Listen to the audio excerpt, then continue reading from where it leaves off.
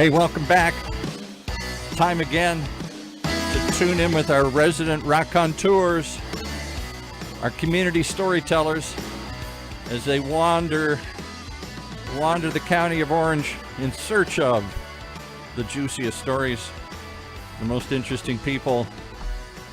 And now there's a new credential too. I hear you're all part of the officially the Knights Templar.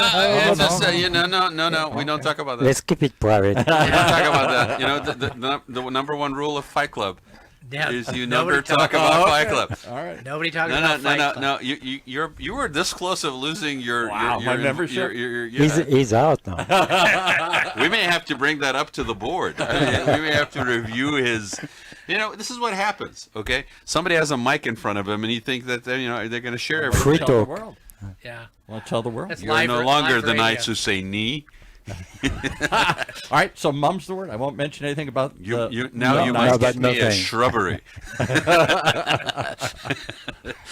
Must find the tallest tree in the forest. Okay, I'm way off here. way off. Way Nobody off. has any idea what we're talking about. No, it's good. It's good. You know, we really like. We're gonna leave it that way. We like. Maybe one day. Well, you know, the show has always wanted to confuse the audience the minute that they tune in. Right? For 7 years, we've been trying to confuse the audience. There will be another show.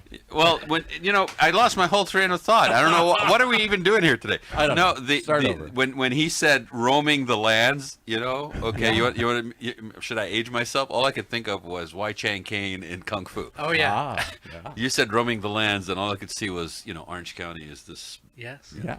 Walk the earth. Walk the earth. Walking the earth. Snatch Walking the pebble from my hand. Yes. Actually, when you can take the pebble Yeah. from my hand, you That may is leave the temple, Time grasshopper. for you to go. Yes. Yeah. Actually, talking about the land, I think it's very connected with today's. We are going to talk mostly of Costa Mesa. Well, so just to set this thing up, and our first guest of this series, which will either go down history in infamy or in fame, we don't know yet, but is once again John Stevens. John is a friend of the show. I appreciate you being here, buddy. It's great. And Let's also get him have to rotate his headphone a little bit further in his head here. He's got it's going to fall. There it is. Oh, there we go. What do you all of a sudden you got headphone etiquette? I don't want it to fall, and then he'll get upset. Well, I have to look good for the new camera. too. I'm sorry. Oh. Yes.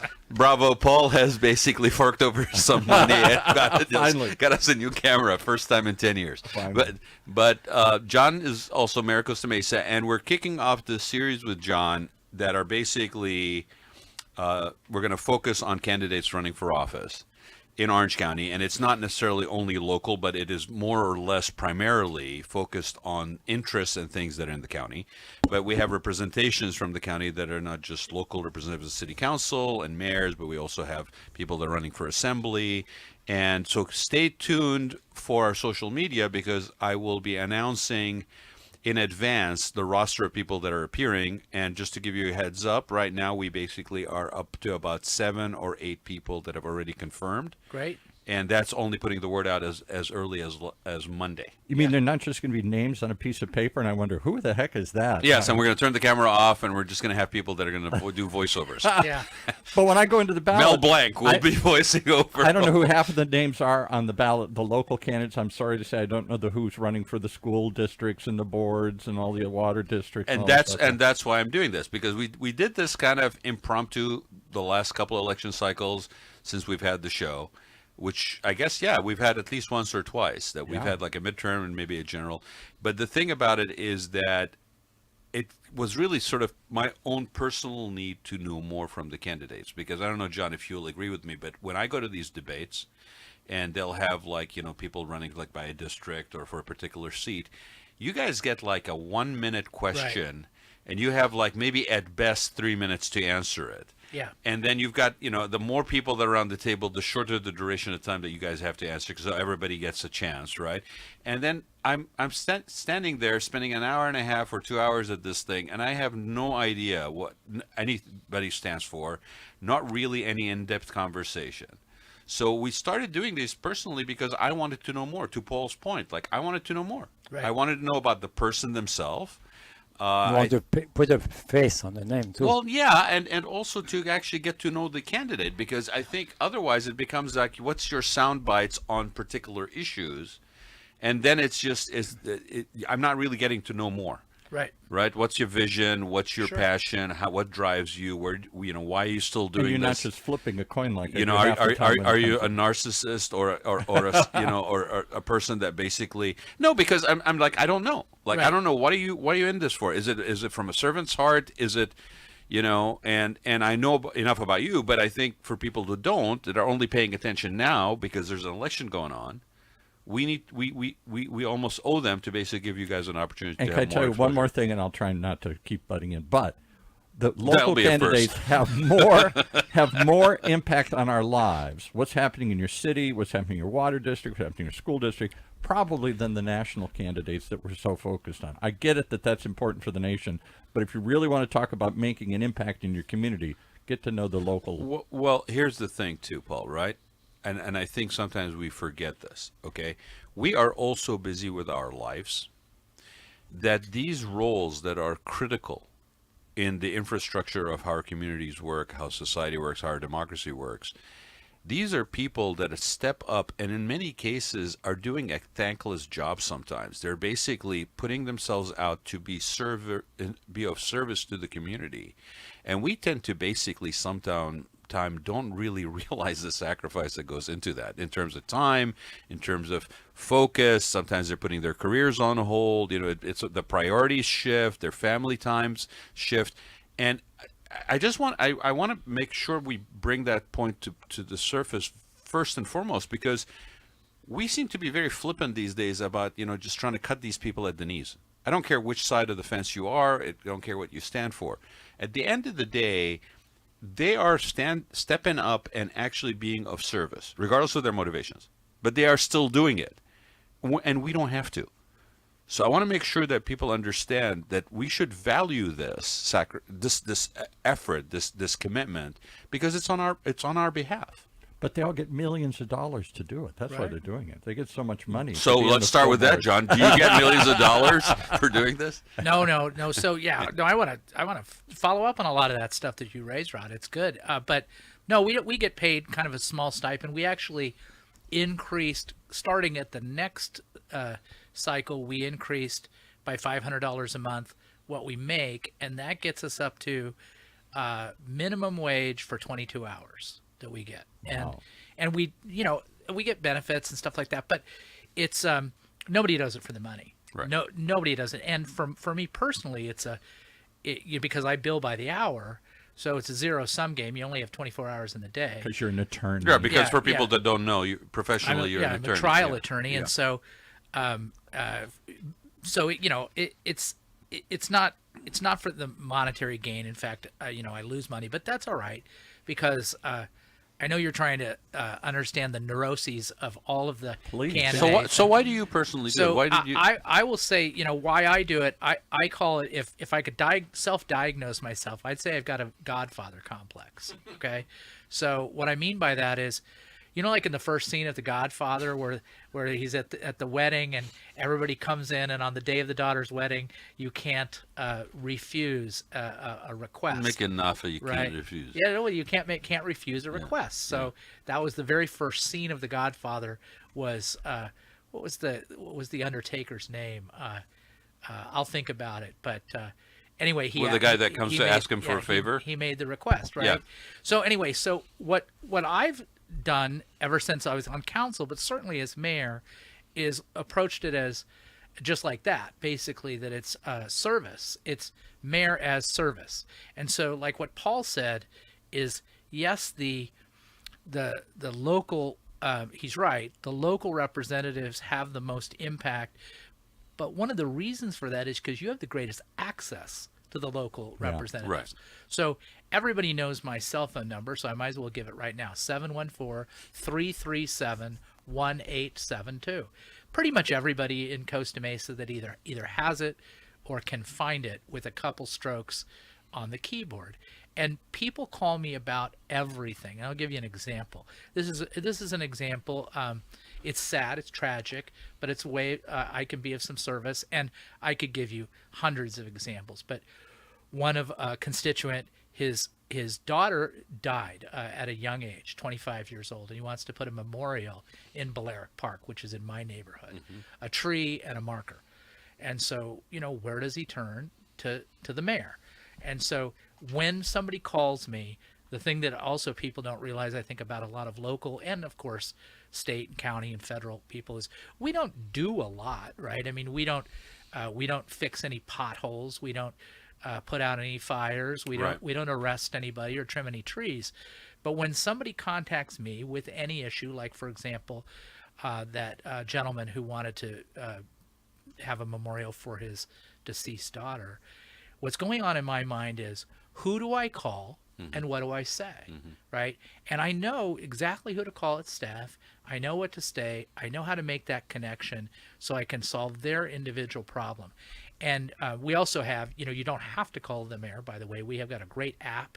It's called Costa Mesa 311, where if you get that on your phone, you can send to the city any issue. So if you have a pothole out in front of your house, you take a photo of it, Costa Mesa 311, within a week it'll be filled. If you have graffiti, if you see any graffiti, take a photo of it, Costa Mesa 311, and it'll be covered in 24 hours.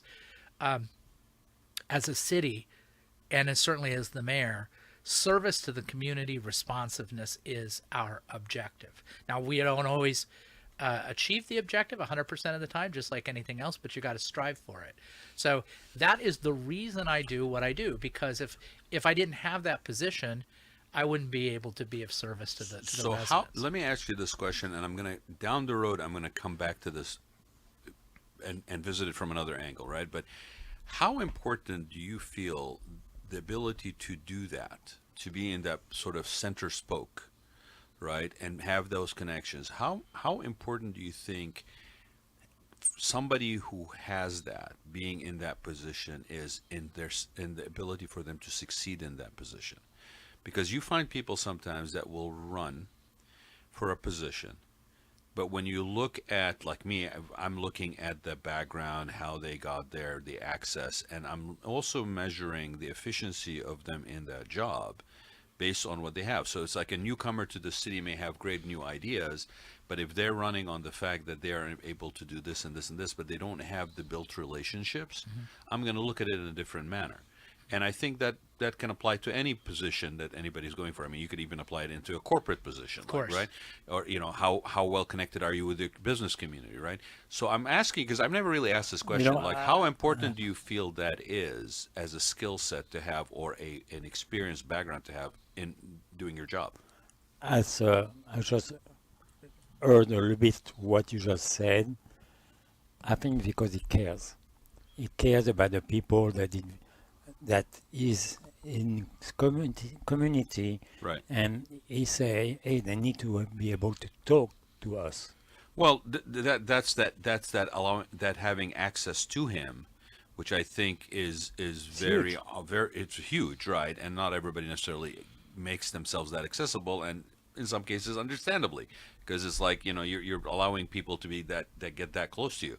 But I've never asked that question, John. Like, how important is that? It's critical. And before I go on and answer that question, because it's a great question and I have an answer, the guy who was the Undertaker, his name is Bonacera. Okay? It was killing me. I couldn't, and until I say it, see, that's how connected he is. He even remembers the name. I'm going to lose all credibility with Godfather fans if I don't get that on the record. But I want to answer. I want to answer your question, because that's really important. So, having a network, both professionally and personally, and then in terms of the political or public service, it's critical. I'm in a group called Provisors, and that I've been in the group for 25 years, and I've created that kind of muscle of creating relationships and being able to put that together and put people together and connect people when you need to. But you're absolutely right. Like, it takes time to develop that network, and you have to be open to it, and you have to show up to a lot of things. So, I was blessed because I was introduced to a lot of people by Katrina Foley, who got me into local municipal government, and she's, of course, a great relationship at the county level as our supervisor. But Katrina Foley, Cotty Petrie Norris, Josh Newman, Dave Min, Katie Porter, Alex Padilla, and all these folks, and then of course, Costa Mesa is like the Tennessee of cities, right? So we're surrounded. Tennessee of cities. Yeah, no, I'm gonna back that out because Tennessee is surrounded by borders a lot of different states. Costa Mesa, if I'm not mistaken, in Orange County, since it's in the center, it borders 5 cities. So you got Newport Beach, Huntington Beach, Fountain Valley, Santa Ana, Irvine. And they're all different. They're different, but you have to have relationships in all those cities because we have mutual aid. We have a lot of stuff going on. I mean, my goodness, with Newport Beach, we share a school district, we share a homeless shelter, we share so much. So you have to have good relationships. And then, now I serve on two regional transportation boards, the Toll Roads Board and the Orange County Transportation Authority, OCTA board. And getting that position on the OCTA, you talk about, I tried 3 times and I finally got on because it's exactly what you're talking about. You have to create the relationships with the people in the 5th district, the mayors in the 5th district. It's a contested elected position. Yeah. So the 3rd time, I lost twice, and then I went the 3rd time and I got on that board. That's very important for the city of Costa Mesa. I'm Jamie Federico and I and Katrina Foley, we represent the 5th County District on the OCTA board. But for Costa Mesa, it's so beneficial to know what's happening with transportation, to be at the table.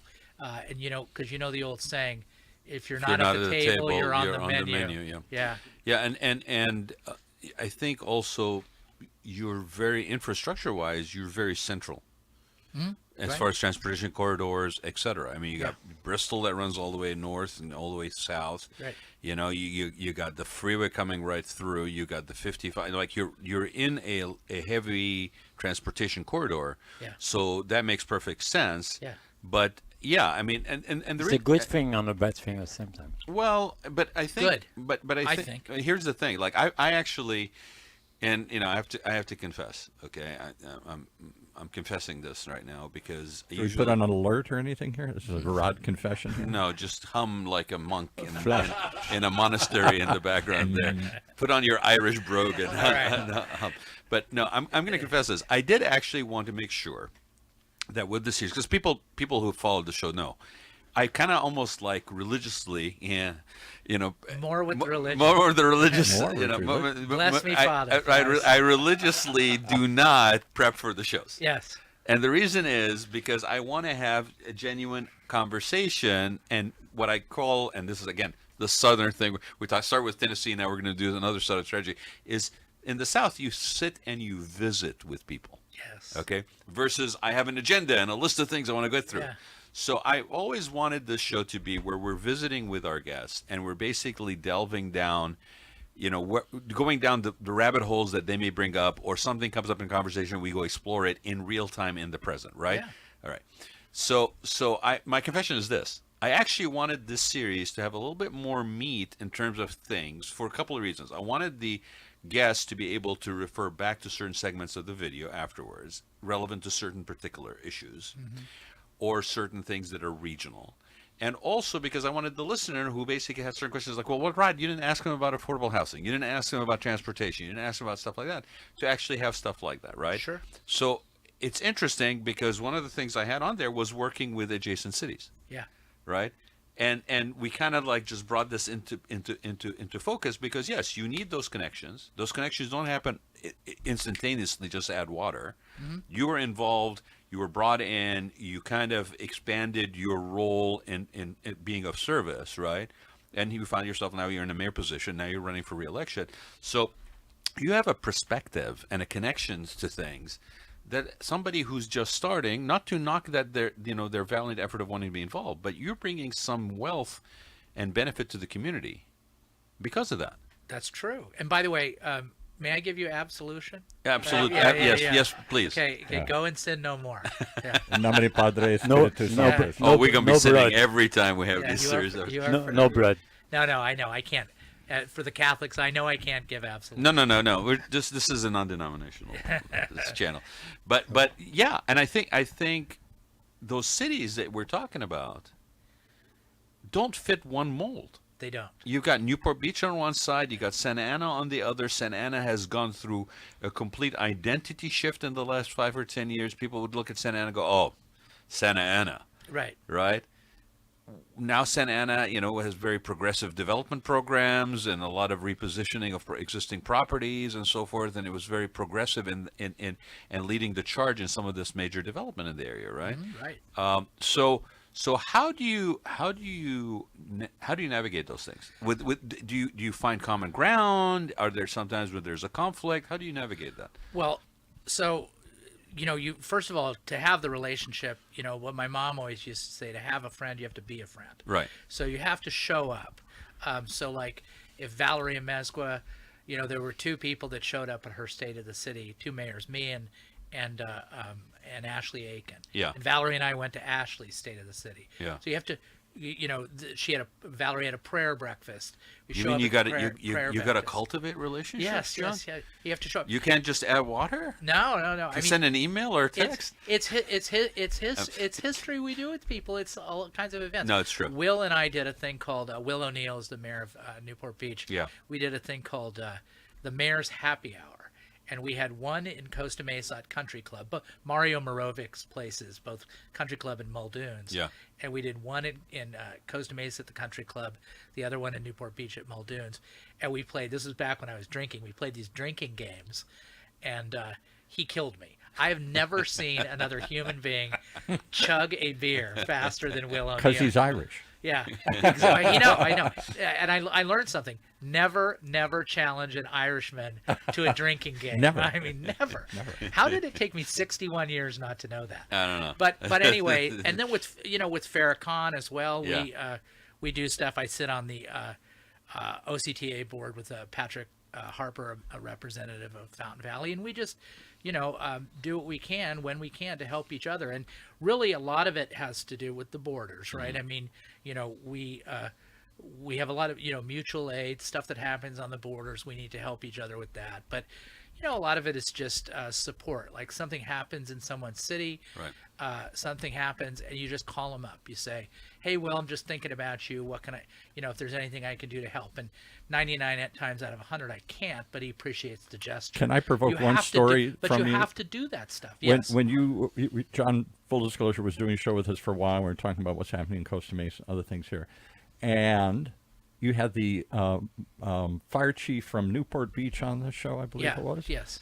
And you're talking about how it often isn't clear who's supposed to handle something. Yep. Fire guy shows up and it's like, oh, technically the street is the dividing line. You're burning on the other side. I guess we're going to leave. And you have to be able to say, well, no, we're here, so maybe it's not technically on our side of the line, but we'll call and we'll call. That cooperation is something that we count on, and it seems to be in danger of disappearing. So I'm going to these days. confess again. Critical. I'm confessing again. It's all right, son. No. It's all right, my son. It's like wow, really? That's a scary visual. Okay. So my confession is, it was not happenstance that I wanted to start the series with John. Okay. Good. No, because we also are dealing with the reality where sometimes we are too siloed in our thinking, Way too much. right? Right. And we're By party, by region, well, by by different- city. I mean, Yeah. like, okay, I'm sorry. Are there checkpoints between the 5 cities that surround Costa Yeah, Mesa? right. No. So sometimes when we're making these decisions, and why I also started with this thing about the importance of connections and relationships, is because when you're voting for a candidate in your city, okay, I know it's hard enough to just focus on your own city and the issues happening in your city and whether sand is being replenished in San Clemente or not, or whatever. But you got to understand that we live in an environment, in a biosphere, at least regionally, where the person who you're electing in your city has to work with adjacent cities in order to maintain, whether it's safety, whether it's fire resources, whether whatever. I mean, look at the fires we just had in South County, right? I mean, there wasn't just one city that was affected, and in order for us to basically have a positive outcome to some of these issues, that collaboration is key. We have Costa Mesa. Sorry, I almost said Costa Mesa instead of Orange County. Orange County is like no other county in the United States for sure, probably in the world. Yeah. So we have 3 I think we're the sixth largest county in the United Yeah, States, right. 3.2 million people. But of those very populous counties, none of them have 34 distinct cities plus the county space, So we basically have 35 jurisdictions Yeah. that have, responsibility and power over, like in our case, 16 square miles of land and about 112,000 people. So it creates its challenges. So, for example, like let's just look at the issue of homelessness. Okay. So when back in 2017, Katrina Foley and I, and the then city manager, we went with a delegation from St. Joe's, I think it was, and St. Joe's and the county, and we went to San Antonio, Texas. San Antonio, Texas is in a place called Bexar County, Baher County, pronounced Bear, and there's 1.7 million people in San Antonio. There's 1.9 million people in Bexar County. They have we went there because we wanted to look at a facility called Haven for Hope. If you look it up, it's an amazing place. They have two different sections of it. They have the what they call, I think it's called the compound, and then they have the Haven for Hope, which is a complete transformational program for getting people out of homelessness and getting people on their feet. And then the compound kind of keeps people where it's a place where people can go and they're not on the street, because San Antonio was having a heck of a time with homelessness at the Riverwalk. Anyhow, they can do that because they have, through the city, the county, the mental health, the DAs, the judges, everybody is on the same page and can be on the same page. There's not this kind of dispute about, like, I go and I talk to the folks at Dana Point, which are great people, Dana Point, San Clemente, the South County, and I tell them that, we've got a homeless shelter. Well, they're not interested in doing that down there, because their constituents don't want that. Not in my backyard. Our constituents, as it turned out in 2019 when we established our homeless shelter, they embraced it because they were saying you're doing something, and it was a thoughtful plan that we had. But we had a 7-0 vote. We had people that were very happy that we were addressing the issue. The folks down at South County, I think they think that they'll be met with pitchforks if they try to do something like that. Well, I'll tell you that yes, and affordable housing is another one that basically suffers the same way in some cases. I think there's a certain amount of, success has many fathers and failure is an orphan, and people don't want to be the person that takes that risk. And with something like this, where it's like all of a sudden we're faced with the reality, unavoidably, that we have a homeless issue. I won't even call it a problem. We have a homeless situation. We have people that are homeless for a myriad of reasons, not just all drugs related. There are people. I mean, the largest growing portion of segment of people that are homeless are people that are seniors that are one medical bill away from being homeless. You got single mothers, that are basically can't afford, and no child support and all this stuff, and they find themselves homeless. There's myriad of situations. Some are drug related, but when you basically are faced with that, and you are almost dealing with it individually as a city, then you're missing out, because there's challenges, but there's also opportunities with this more communal approach or regional approach. And so again, we've got a bunch of other stuff I want to cover, but again, the emphasis on the fact of how important it really is to have a working relationship with adjacent cities where they can pull on your resources, you can ask them for help, you can actually get around the table and have conversations that are more inclusive of other people. Well, we have our bridge shelter over by the airport, and we share it with Newport Beach. Newport Beach, actually, the first kind of meeting that we had about collaborating was between me and Will O'Neill when we were mayors pro tem at the time. Was this at one of the? No, it wasn't. There was no drinking involved. It was one of our few meetings where there's no drinking involved. No, but we had a meeting, and then of course, we got buy-in. Katrina Foley was the mayor, and she did a great job. She and I worked on the plan, and the as I said, the council was supportive. We had great staff in both cities. Anyhow, but we've worked collaboratively, and a guy, Nate Robbins, who has been on the show too, actually he's been in this room on my prior show, and he said it's regarded, the partnership between Costa Mesa and Newport Beach in that shelter is regarded as the best collaboration of any two cities in Orange County. And here's the thing, Rod, is it's totally bipartisan, because bipartisan and nonpartisan, because a Democrat couldn't be elected for dog catcher in Newport Beach. Yeah. We have 6 Democrats on it. We don't care, right? It's the line between Newport Beach and Costa Mesa is invisible. We have an issue. It's part of our region, and we work on it together to collaborate to fix it. Unfortunately, the environment we live in, you can politicize and weaponize any friggin' issue. Yeah, absolutely. People are not picking up dog poop in the park. We can weaponize the thing and turn it into some sort of, biases one way or the other. The thing about it is this is a friggin' waste of time and energy, and honestly, waste of good resources and good people that are willing to find solutions.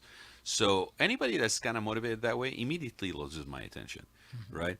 This is a great example that you're pointing out, because this is a real issue. I mean, we had problems in Santa Ana on the river, on the channel. We had judgment legal involved in it and all this stuff. And here's an example of how a solution could work. Right.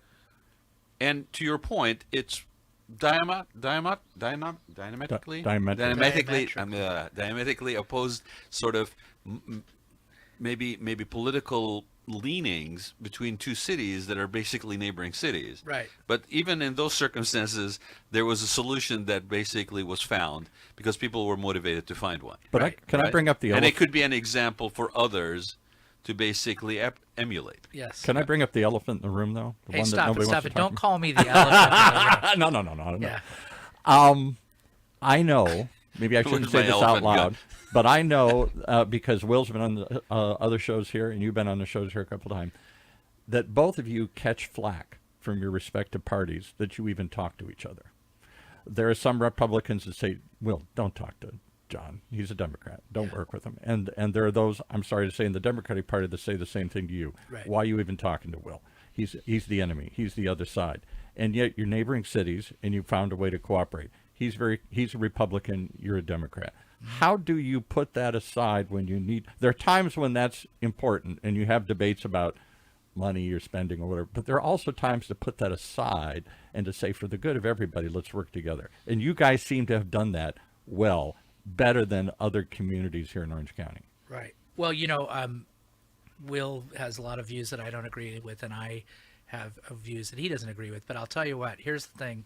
We were invited to go on another radio show and do a debate about, national stuff or whatever. And Will was the first one to say, no. He goes, I'm not going to do that. He goes, it's too important for us, for the things that we're working on, we're collaborating, to have some performative show where we're going to debate our differences. And that's the type of thing, right? So he, I give him space to say whatever he wants to say. I don't do a thumbs down on social media on his things. Sometimes I read it, sometimes I don't.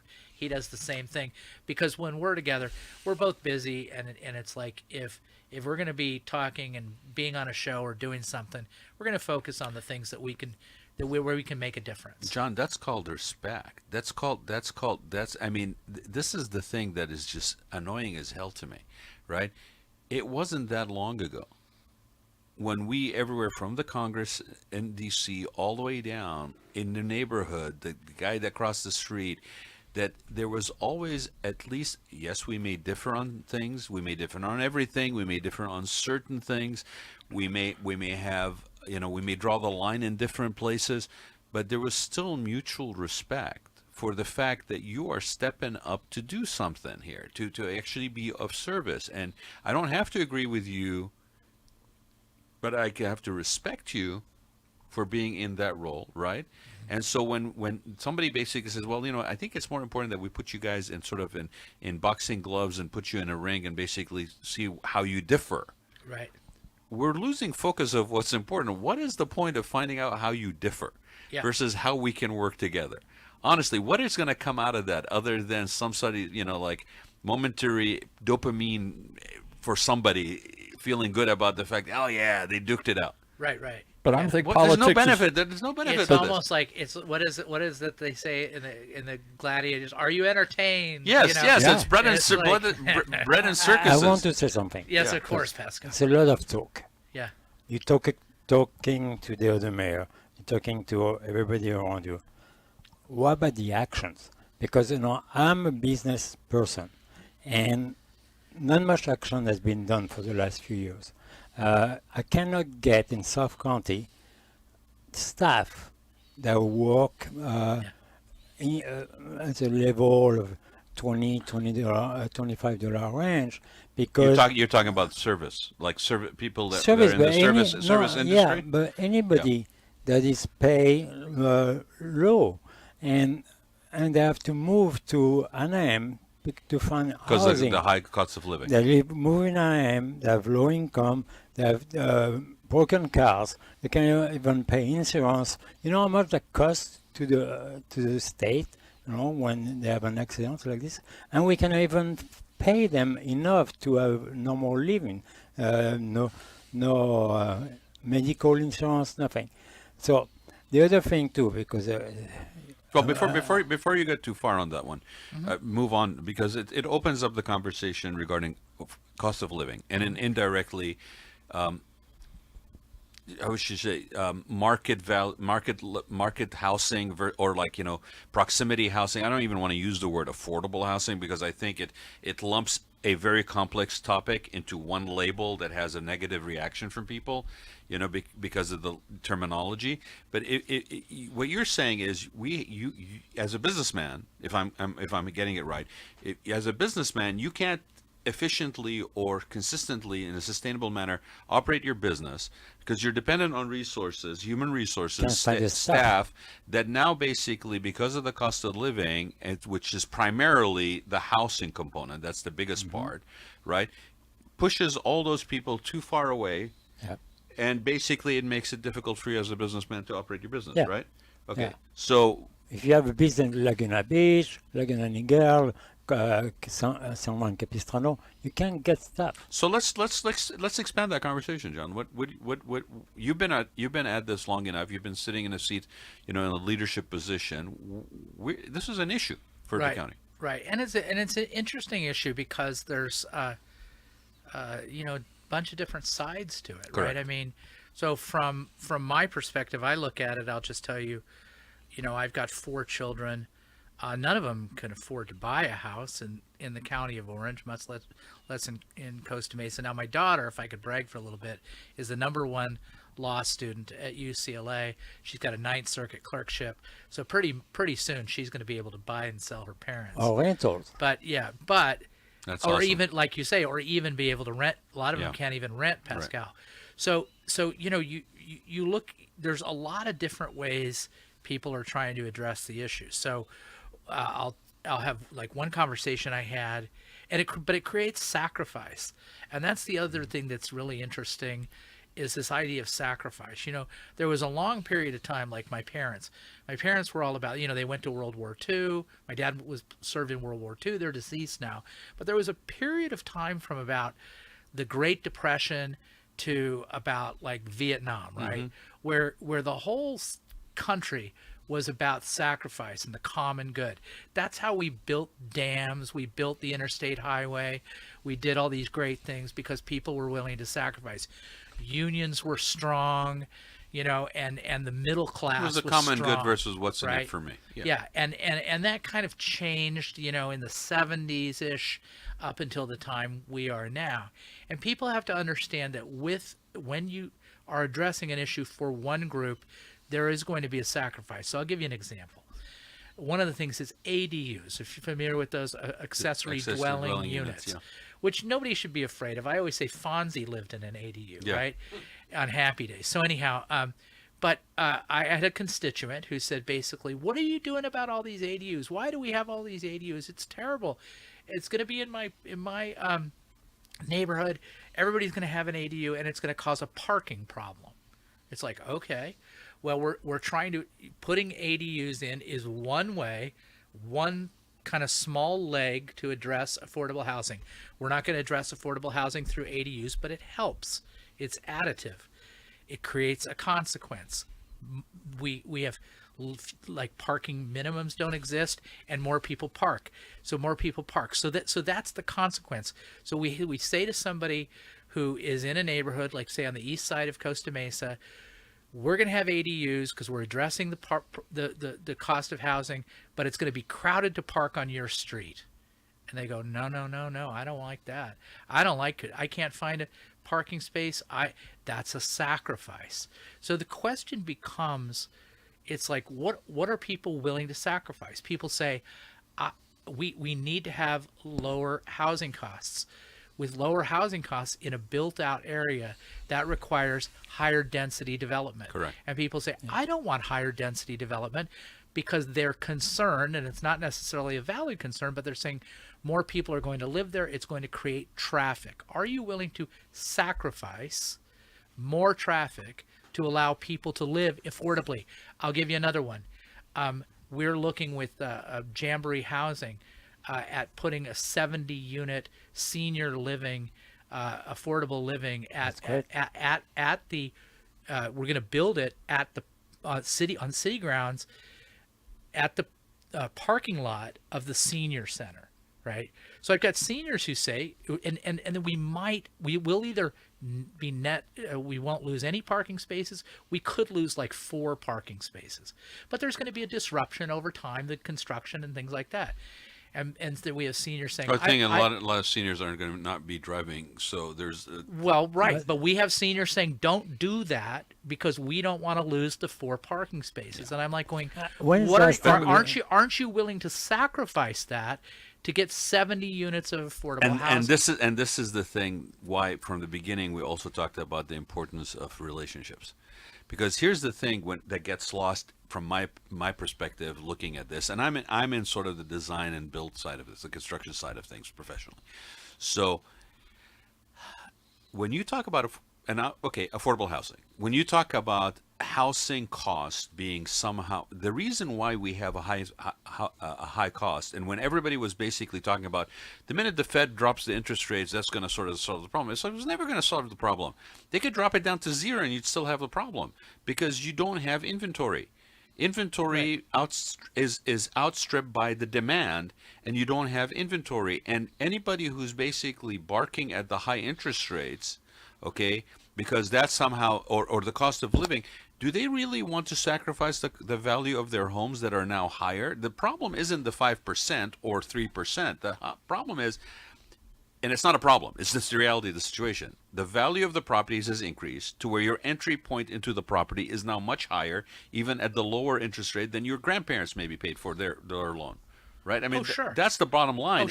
Is there's more numbers involved, but you don't also have inventory. And the reason I believe that you don't have inventory. Well, you don't have inventory on housing, on home ownership, but with all this development we have now, condominiums, some apartments, something like that, can we mandate the developers to have a part of each thing that developed? We have to. Yeah. We work 3 on that. to 5%.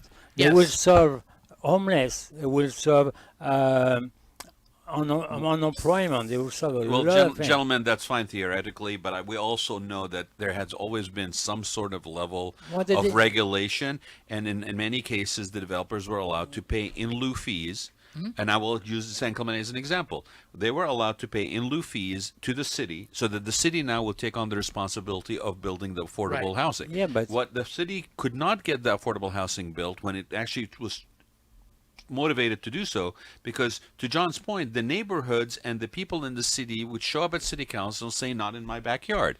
And the city would say, well, I tried, but we can't because the citizens don't want it. So what happened is the developers basically got away from the responsibility of providing that product, and then it became more difficult for the cities to actually provide it, and so it became a vicious circle. The bottom line, and this is the point I want to just emphasize, when we don't provide housing for people that cannot necessarily afford to pay the high rent rates or the high cost of single family homes, not only are we somehow avoiding having the undesirable in the neighborhood, we're also cutting the knees off for our kids Absolutely. Yeah. and the people that are in the city that are born and raised and have a DNA and interest in the city's continuation. And those people now are lost. They have to move away. Also, the seniors that are holding onto their houses as their piggy banks as they get older. The quality of life, they can't release that house into the inventory. Because if they do, then they have to move out of state because there's no alternative in the community, in their familiar surroundings, which is as you get older, you want to stay within a familiar surrounding that actually will maintain the quality of life that they are now accustomed to. So we are strangling the inventory. We're not providing creative solutions of inventory that is applicable to today's needs, both on the elder side and on the younger youth side. And we're still trying to apply the formulas from friggin' 20 years ago. But I want to respond to Pascal's point because we became the 6th city earlier this year, just a few months ago, to pass what we call an affordable housing ordinance. Other people call it an inclusionary housing ordinance, and it does exactly what you're doing. So to build a rental project in excess of 50 units in Costa Mesa, you're required to do one of two things: either have on-site housing for 10% low income or 5% very low income, or pay a $10 square foot in lieu fee. And then what we would do with the in lieu fee, and Santa Ana's done that, Irvine has done this, like I say, we're one of 6 out of 34 cities, and we just started, is you take that and you use it not to completely create housing, but to provide gap funding and financing for Jamboree Housing, community partners, all these people that come in and provide housing. But the other thing we did is at the same time we put $2.5 million of our ARPA money that we got from the federal government, and we put that aside in an affordable housing fund. So we created seed money. So we now have sitting in a restricted fund in Costa Mesa $2.5 million that we could use for affordable housing. But it's like that's 80 ADUs I talked about. Now I've talked about affordable housing ordinance, but we had Lauren Gameros, who's our council member in District 2, he says, forget about all this stuff. I'm just going to go for the throat. I'm going to go right for the guy who owns the property. Trinity Broadcasting Network is owned by a guy named Manny Koshman. Yeah. Some of you may know Manny. And Lauren is just, befriended Manny, and he says, we're going to build on that. Manny wanted to build on the property that he purchased.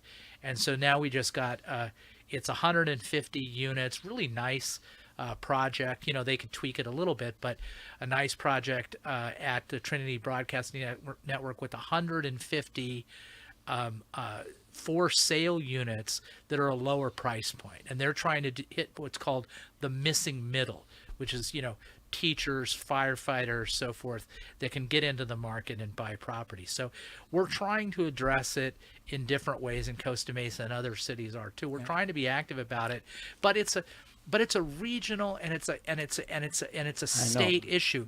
We have to get on the same page. Well, the first thing we got to do, and you're doing it, is acknowledge that we can't put our head in the sand and just kick the can down the road, because that's what we did in the past, and obviously it did not work.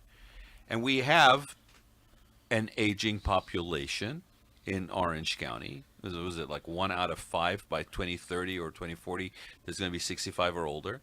So purchasing behavior changes, sales tax changes. There's a sort of a domino effect on the community and municipal services that are offered, how they're going to be managed, and that becomes critical, that you have those relationships, that you think outside the box, that you look at innovative ways to deal with things versus the same ways that we have done and failed at doing so in the past. So why do we then no longer value public service? People who've done this for a while, we want to throw them out. We always want the new. Whether it was Obama or Trump, they both represented somebody new from the outside. Because everybody just wants to be an influencer like you, Paul. They just want to be I think that we don't value what that part of the public service, which says you've got to build up relationships and you've got to be willing to work across the aisle. One more thing, I'm not against development, against new housing, but when you see all the development now all over Santa Ana, Costa Mesa, Irvine is another story, but they tear down small industrial uh, rental locations to build up lodging. Okay, and so you destroy the circle of the economy, the natural circle of economy.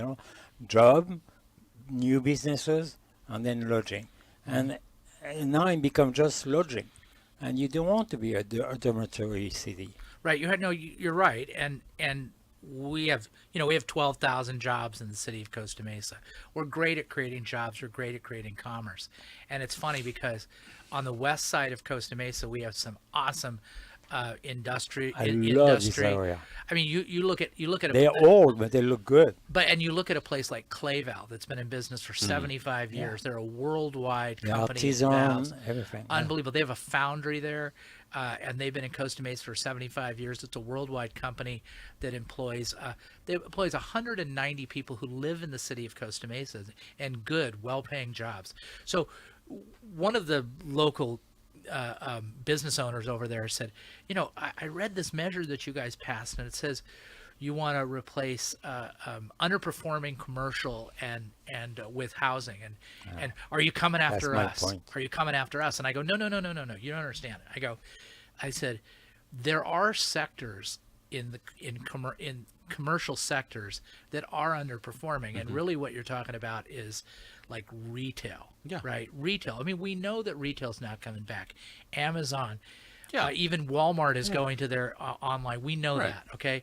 So retail is going down. That can be a place where you can potentially have a housing opportunity. Office. Right. I mean, you will see over the next 20 years, it's going to take some time, where office will be torn down.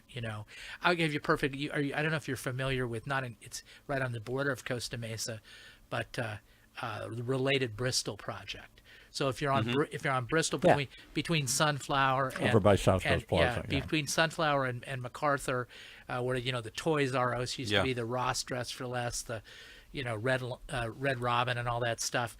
The related company is going to create 3,750 residential units, $600,000 square feet of commercial, Yep. a hotel, all kinds of stuff, and they're basically taking a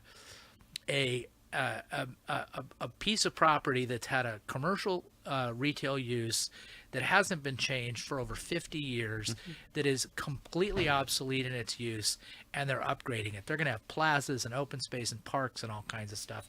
That's, of course, being determined by Santa Ana, but those are the types of things that can be done, and that's going to create jobs and create opportunities. But you're absolutely right. And then the worst thing you can do in what we try to avoid at all costs is, I think what you're talking about is gentrification.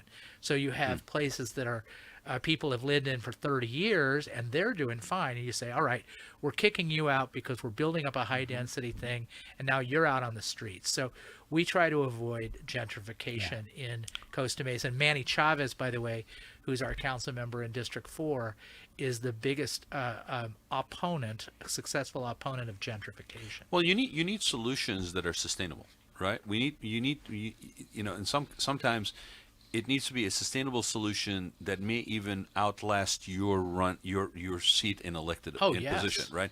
I mean, if you've done your job, that's what those are the things that really matter, right? Because and to actually enforce it. Like, you made the policy, like we've got about 10 minutes. I want to cover a few things before we're done.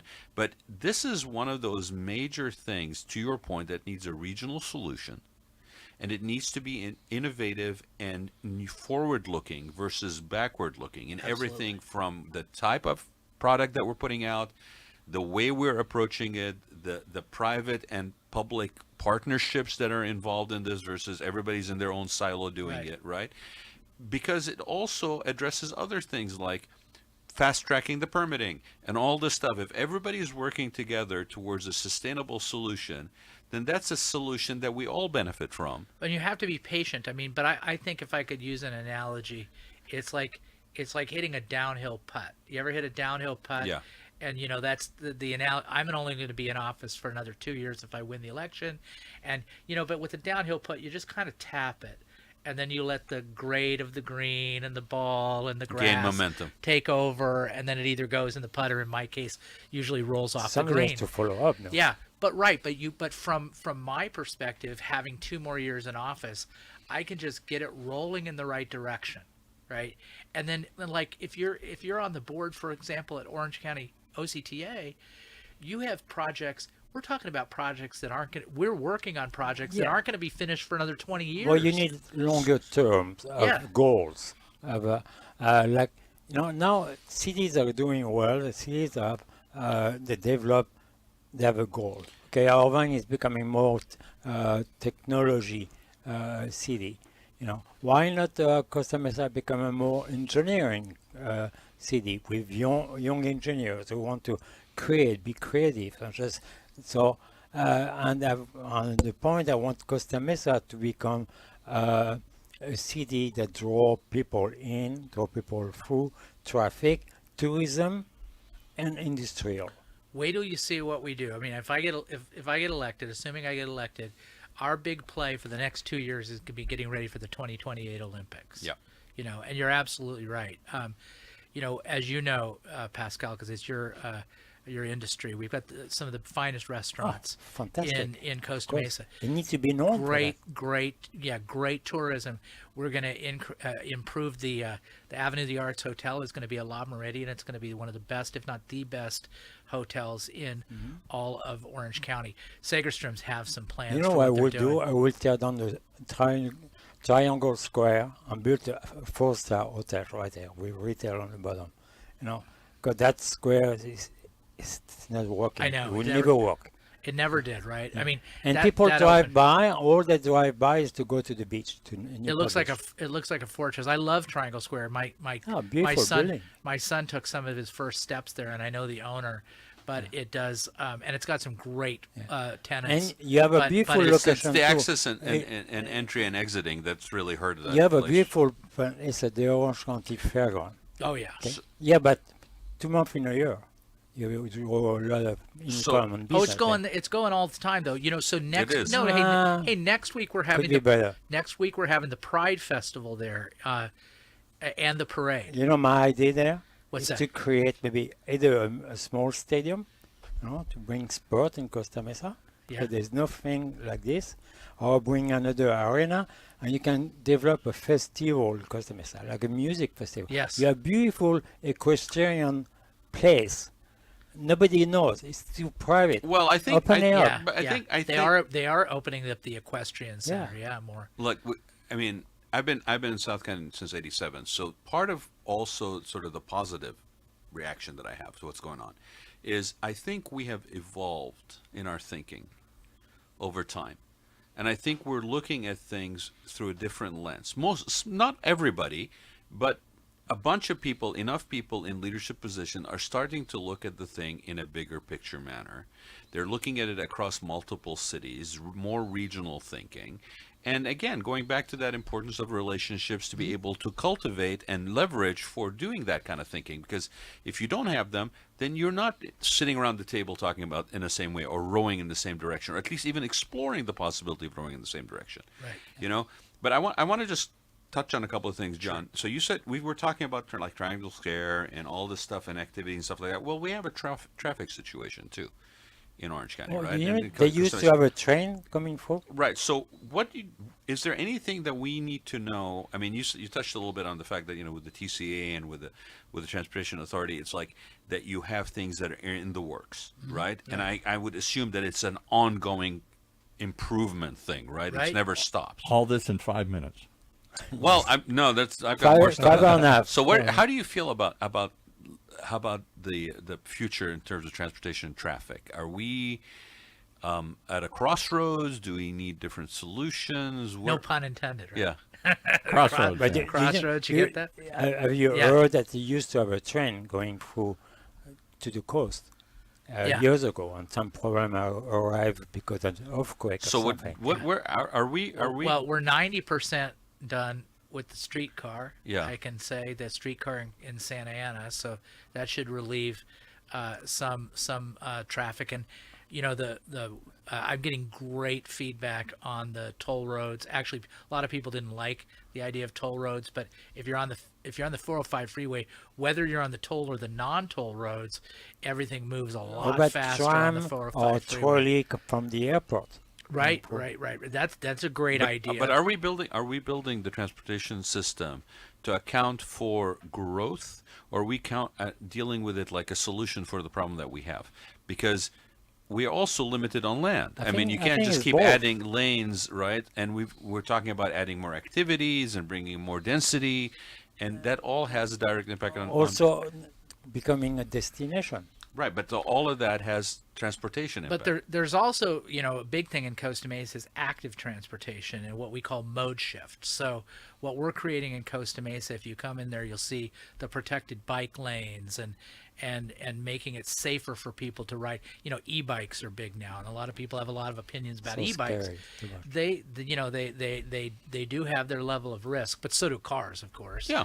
And so any mode of transportation there's also has its level. there's of also a risk. lower cost involved in Yeah. being on an e-bike versus in a car and insurance and all this stuff. So there's an appeal to a younger person. And you get people out of vehicles. Yes. And so, but we have to create safe routes for them to be able to do that. To be able and safe streets. So that's another thing we're tackling in Costa Mesa. Also, bus transportation. Mm-hmm. We've got some really good bus routes in Costa Mesa. The thing that we're focused on in Costa Mesa is making the bus stops nicer. I mean, sometimes they can become trashy or it's not a good place to Right, be. because you can build the system, but if it's not appealing for people to use it, then what's the point of you having done that? Right? A lot of people That's- don't want to yeah, take buses. That's exactly right. And just simple safety, like even walking. We have a thing in Costa Mesa now called lead pedestrian intervals, where if you're walking across the street and you get the light, you get 3 to 5 seconds into the crosswalk before the light turns green for the cars. I think so. shuttle, We're trying to avoid shuttle conflicts. system is better than a bus system. So again, sounds like a very engaged city, working on a lot of stuff, and you've had the perspective of being there long enough to see where it's come from, where it's going.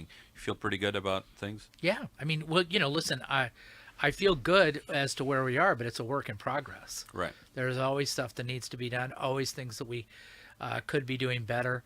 I'll say that we've got a really engaged council. And the thing about our council is, I get the pleasure to preside over the meetings, and everybody treats each other and the staff with, I think, respect. And everybody, no matter what, is coming, I think, is coming at it from a place of goodwill and trying to address issues that pop up. And so I think that's you talk about things that are missing, right? It's like we have in my law firm, FBFK, we have fundamentals, and one of them is assume good intent. And I think that that's a good thing, right? I mean, when too often we don't do that. To the contrary, we assume bad intent. What are they getting at? Why are they doing that? Why does this person want to go out with me? But if we kind of like approach these issues, because the alternative, if we do the alternative, it's not going to solve anything. If we assume good intent and we assume goodwill and we try to solve these problems collectively, that's the only way they're going to get solved. You have issues, but you have great cards to play. Ron- Like now, especially on the food. The food industry in Costa Mesa is so good and so getting better, and great coffee houses, and great, all kind of food. And I would love to be able to help do some marketing. Go eat Costa Mesa. We do. It's very important. And it will become a destination. You go to the airport, you don't go to Irvine or Laguna Beach directly. I think Chef Pal's You looking start- for an appointment to a new position. I think Chef Pascal just basically started a new campaign called "Go Eat Costa Mesa." Go eat Costa Mesa. We have Pascal. We have a trademark. Travel Costa Mesa. I'm on the board of Travel Costa Mesa. Good. We have a trademark. It's called Eatcation.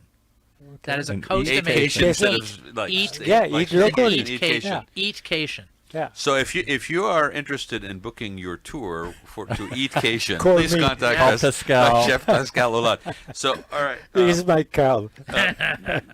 John, I gotta ask you, okay? So what is this thing I hear about the Angel Light Academy? Angel Light Academy. And an angel here on Earth Yes, thing? yes. You want to tell me about Well, this? well, thank you. I thought you'd never ask. I'm getting an award from the Angel Light Academy. Angel Light Academy is a great organization that provides leadership opportunities for youth and leadership training, and they're giving me and 9 others an award on. It's called the Angels on Earth, and getting back to the point of confession and stuff like that, you officially received. You see how I seeded the conversation? Absolution from an angel. No, but yeah, so they're nice enough to honor me, and you might find this hard to believe, but I've never received an award of any kind in my life. What? Yes, so I've been working for 61 years on my acceptance speech, So, and they're only giving me 3 minutes. there you goes the ready? 3 minutes. I'm Well, ready. You know what, John? You told me this over the phone when we were preparing for the show a little bit, and I meant to tell you and I didn't. But if you take any consolation out of it, for those who know South County, they may be familiar with a lady by the name of Ruth Denault. Ruth Denault is Denault Hardware Stores, and she and her husband started the company, and they have like 3 or 4 locations. And specifically, she's involved with Concordia University. She's a classy lady, and she was very instrumental in like the Casa Romantica Foundation and all that stuff, right? I set up a nonprofit in San Clemente with a couple of gentlemen, John Alpe, for those who know him, and Mike Cotter, who was there, called the San Clemente, the Spanish Village Foundation. And one of the things we wanted to do is award people and recognize people and so forth, right? With all that this woman had contributed and given of herself, of her time, of her resources, of her money, all the way up to Concordia. She was very involved with a lot of stuff in San Clemente. Never said no to anybody, right? She had never been awarded. Yeah. And I remember the level of, like, I could not believe when we were looking at recognizing her, Right. that she had never been awarded before. And here's my point. The fact that you hadn't been awarded before, to me, says volumes about the fact that you're in it for the right reasons, not the recognition necessarily, and that you're in it coming at it from a servant's heart. And you know what? That, in my book, translates to an angel on earth. Oh, that's so There you nice. go. Gosh. If people Can want to we- join can we- the, So if anybody's got a bell, ring, so Yeah. John can get his wings. An angel just got his wings.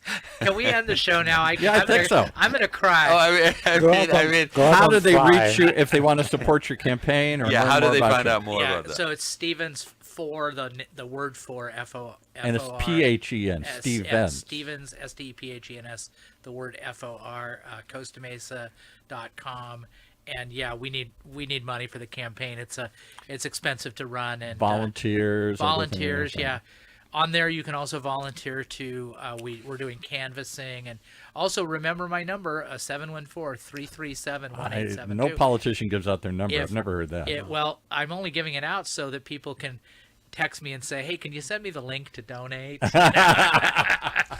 But you said something, and I'll leave it with this. It's we versus me. We live more and more in a me society. It's about me. What am I going to get? What's in it for me? And less about we. I never heard the word sacrifice anymore. That was part of my father's generation. Yeah. Yeah, no, it's definitely that. And honestly, I encourage everybody that's listening to think about this not in your own. I mean, of course, your own neighborhood, your own cul-de-sac, your own street, but think bigger.